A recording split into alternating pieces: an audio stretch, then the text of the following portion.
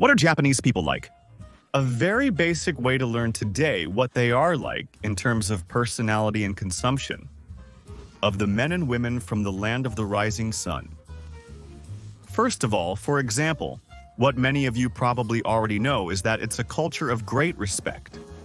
Japanese people are individuals who have a lot of respect for others, in the sense that they don't become close easily either, in the sense that they always keep a certain distance from others, but not always necessarily in a cold way, but rather, it's a matter of respect. Keeping distance as a form of respect because it's also a very, very, very hierarchical society. The Japanese always respect those above them and receive respect from those below them. You see this most at work, but also, for example, even in families. Older people are given more respect, but not necessarily just because someone is younger than them. That doesn't mean you shouldn't respect them. Actually, it's a society that values respect in general. When it comes to things like food, for example, Japanese people eat a lot of local products or many traditional Japanese dishes. They also eat a lot of international dishes, but mainly, especially at home, they tend to eat more traditional Japanese food. They eat a lot of fish, vegetables, pickled vegetables, and obviously rice. When it comes to, for example, fast food, there are many Japanese fast food restaurants, but there are also all the international chains like McDonald's and Starbucks. All the American chains are here, and alongside them are the Japanese chains. And the Japanese-style chains are actually consumed even more. For example, wherever you go, there will always be gyuden shops, which are bowls of rice with meat on top. And here, look, for example, we have a ramen shop right there where people are lining up. There's another ramen shop over there with a long line of people. Across the street, another ramen shop also with people in line. And over there, there's another place with people lining up, but that one is for omerise, which is omelet with rice. And next to where we're filming, there's another ramen shop that's full inside right now. Another characteristic of Japanese people is extreme punctuality. They either arrive exactly on time or slightly early. Japanese people rarely arrive late. Whether it's for work, for school, for appointments, or meeting with friends, people always arrive on time. Or, like many people, if they're late, it's 5 or 10 minutes and they let you know. Japanese people also tend to have everything planned out a long time in advance. For example, even going out with friends or on a date, whatever it is, sometimes they have to arrange it months in advance. Especially for friends they don't see every week, because there might be friends they see every day. But there are schoolmates or former coworkers out there, and they used to get along well. They want to meet up, well, they want to make plans to see each other, like, let's meet next month on this date, and we'll do this thing. I mean, everything is scheduled. Then there's the topic of sports. In Japan, people consume a lot of sports. If I had to mention the leading sport, maybe it would be baseball. It's the one most often seen on television. Even so, there are a lot of people who like soccer. Soccer is very popular. But, well, other popular sports are volleyball and basketball. I mean, let's get to the point. When it comes to comics, manga, and anime, there are anime series about every sport you can think of. And when it comes to martial arts, for example, no, not all Japanese people know karate at all. But in school, for example, you can join certain sports or arts clubs, and there's the option to join the karate or kendo club. But they're not the most popular ones. Usually, people choose sports like baseball or soccer. Another thing is that Japanese people are quite apolitical. Usually, people who like or are very interested in politics are older people.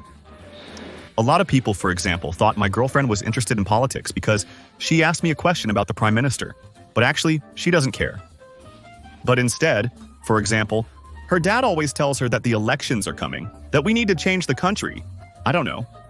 And Kei-chan tells her dad, "I'm going to change the country, Dad. Don't bother me." She always answers him with something like that.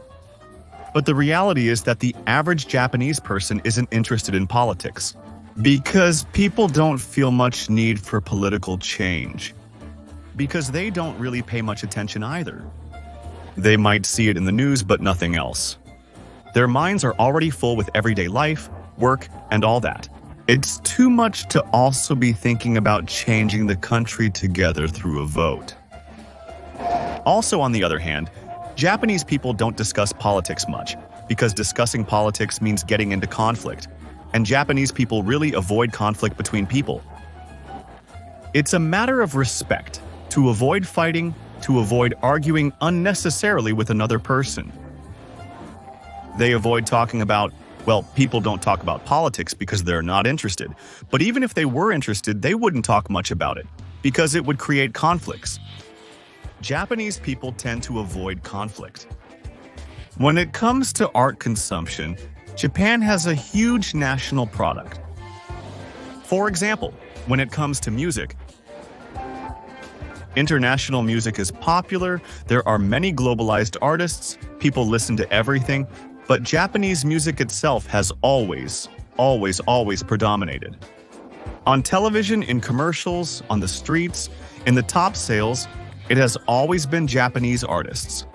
And when it comes to movies, even though Japanese cinema isn't very popular outside of Japan, for the most part, Japanese people watch a lot of Japanese movies.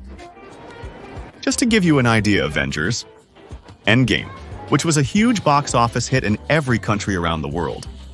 Well, in Japan, the movie that beat Avengers was Detective Conan. I mean, it's incredible how much Japanese people consume domestic products. Obviously, no one forces them. It's simply what they grow up with their entire lives. You watch anime since you're a kid, and that's just what you see on television because, well, let's be honest, anime is something that's popular worldwide. Obviously, in Japan it's also super popular. Now, do all Japanese people watch anime? Well, kids do, but among adults, well, I don't have a statistical number, but I could say it's about 50-50, I would say. Not everyone watches anime, not everyone is an otaku. Being an otaku isn't super common, but a lot of people do watch anime and aren't necessarily huge fans of it. But if there's something that's not a national product and the Japanese consume it massively, it's Disney. Japanese people here grow up watching Disney. For kids, the place to take them on vacation for a birthday party or a special outing is to go to Disney Tokyo. Disney greatly influences Japan. Japanese people are extremely honest, and that's something that's part of what makes the country safe. That if you lose something, if you drop something, it's very likely that you can recover it at the police station. Or if someone happens to see you drop your wallet or something, someone will come and let you know that you dropped it and will give it back to you. It's nice that not only is it a very safe country in terms of crime, but the people themselves have good habits, like not keeping what doesn't belong to them. When it comes to social media usage, well, among the most used nowadays is Twitter. Twitter is the most popular social network in Japan. Celebrities always have Twitter accounts, but recently, Instagram and Facebook usage has increased slightly. Facebook is the least popular social media platform in Japan due to concerns over excessive sharing of personal information. And since it has so much exposure, it was never very popular in Japan. Yes, everyone knows about it, but it's not the most used one. Then there's Line, which is like Japan's WhatsApp, and it's also used as a social network itself. The app is a social network, although the main thing is to send direct messages to other people. But anyway, people use everything. TikTok, YouTube. There are many Japanese YouTubers. One of the biggest YouTubers in Japan, whose name is Hikaken, nowadays appears doing commercials on television and on giant billboards. Maybe YouTube isn't watched as much as it is in Latin America, maybe, but there is still massive consumption here. And within that, it's the same, not getting into conflict. The Japanese practice a significant amount of self-censorship. When a person wants to express something, they can manage to express it. Yes, that's the first opinion, but maybe the other person has something to refute or something to contradict. And sometimes, just to avoid conflict, they pretend to accept it. And through this, it also shows how submissive the Japanese are. The Japanese are very submissive when it comes to this. Conversations, discussions, or, well, where it can be seen the most is in work environments. At work is always where people are the most submissive because you can never contradict your superiors or bosses. And well, that's something very, very, very characteristic of the Japanese. The Japanese are all ninjas. Here, my friend, here I am. Subscribe, man. Don't forget to like and follow me on Instagram and Twitch and follow me everywhere. Remark on all and do all. Provide me with everything. Discipline. The Japanese are very disciplined, and one of the things that shows this the most is the country's progress from the end of World War II until now. It's all a matter of discipline among the people. I mean, a lot of people say that the Japanese are very smart, but the thing is, there isn't a gene for intelligence. The Japanese are very disciplined, whether it's for studying, working, or when they set out to do a project or something like that. They are consistent, and that's also a very, very, very Japanese trait. The consumption of television and video games. Television remains popular in Japan, with people still watching a lot of television. And honestly, the quality of television programs is quite good. There's a very, very, very high percentage of shows with people eating.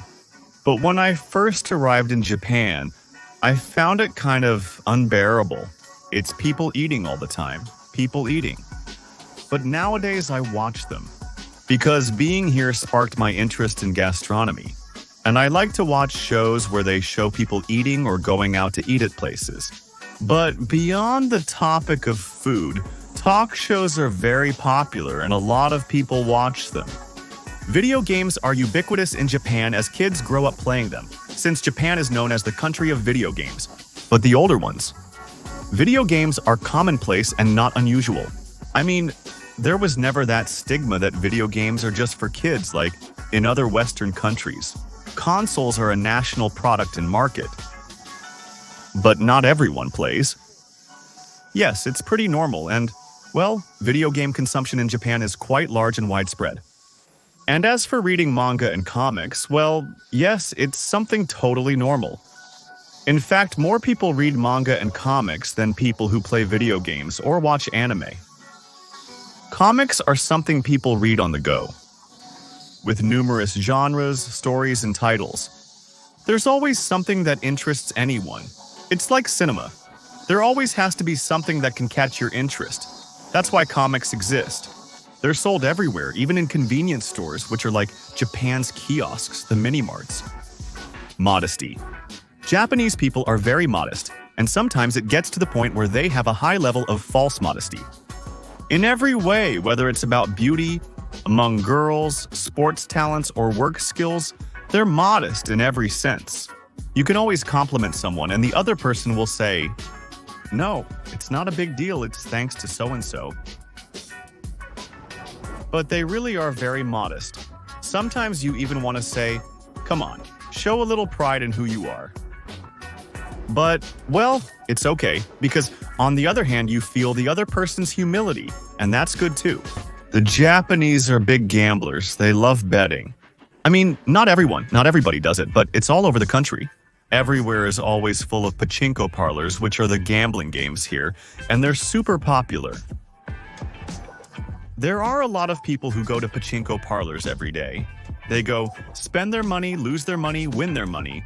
But the people who go are really addicted to pachinko. The Japanese bet a lot of money, everything they can, even in horse races, boat races, bicycle races, all kinds of races. There is a lot of betting in Japan. The Japanese don't have the habit of, for example, going to friends' houses. It's very uncommon. Maybe among students, among younger people, or with closer friends. Visiting each other's houses can be normal, but if there's not enough trust, it's not that common. And if someone is open to having friends over at their house, for example, they usually plan it weeks in advance. There's also the matter of privacy, right? Because your home is usually the most private place on the entire planet Earth, right? And sometimes you want your home to be the only place where you don't have to be around people you have to do something with, like a tatame. Well, tatame, it's something I've already explained in a video, one of the things I hate most about Japan, which is basically pretending. And people also don't really try to get to know other people's homes because there's a lot of respect for privacy. Privacy is very important to Japanese people. Not being overly exposed in any sense, whether it's appearing on social media or anywhere else. Privacy is highly valued and respected in Japan. Then there's a point that's quite confusing, which is there are people who are very hospitable and people who don't help strangers. There are those extremes that exist within Japan. It also happens due to the difference between urban and rural areas. If you go, for example, to the countryside, far from big cities like Tokyo, I've met friends who come to Japan as tourists. And in a rural area, they might run into an elderly man or woman there, and they invite them to have tea at their house. Sometimes, people have even ended up staying at the house of someone they just met right there on the street. But on the other hand, in the cities, obviously those things aren't going to happen to you. But if someone faints in the street, it's very likely that no one will call for help. There's a strange thing here, that if someone calls the police to help a person who has fainted, that person might have to be a witness or even a suspect. And there's this strange situation where people aren't informed enough about what they can or can't do to help someone who's in trouble. People's inaction isn't always due to their personality. Sometimes it's simply a matter of caution, which is a trait some individuals possess. Because there are many cases of people who pretend to faint. In reality, they weren't fainted. They just wanted to catch someone to get money from them. It's like what has sometimes been seen in China, of people who throw themselves in front of a car when the car didn't even touch the person. But they want to file a complaint so that the person driving the car in front of them gets reported and they can get money out of it. It doesn't quite reach that same level, but it's something pretty similar to what can sometimes happen. And the culture of alcohol. The Japanese drink a lot of alcohol. They drink a lot of alcohol, but that's also because it's a country that really implements an alcoholic culture. For example, people don't get together at friends' houses and all that, but they do get together to drink. Let's go drink at a bar. Let's go drink somewhere. Then there are work meetings, which sometimes also involve alcohol, and company year-end parties, which include alcohol. Bars, you have them everywhere. And there is a lot of national alcohol products or imported alcohol. There's something for every taste, for every palate, and it's accessible. There's plenty of it. Also, alcohol is something that people with low incomes can consume, and people who want finer things have expensive options. And people, they don't just drink outside the house. It's very common for people to drink alcohol at home, like opening a can of beer after getting back from work. It's something totally normal, totally common. Saturday nights, it's something where you find vomit everywhere. Well, it's not that bad, but you do find drunk people. Also, because it's a safe country, people can drink almost without worrying. Well, I hope you learned something new from this whole list of things we talked about what Japanese people are like and what they consume. See you next time. Say hello to your pet, family, and to your annoying neighbor. Goodbye.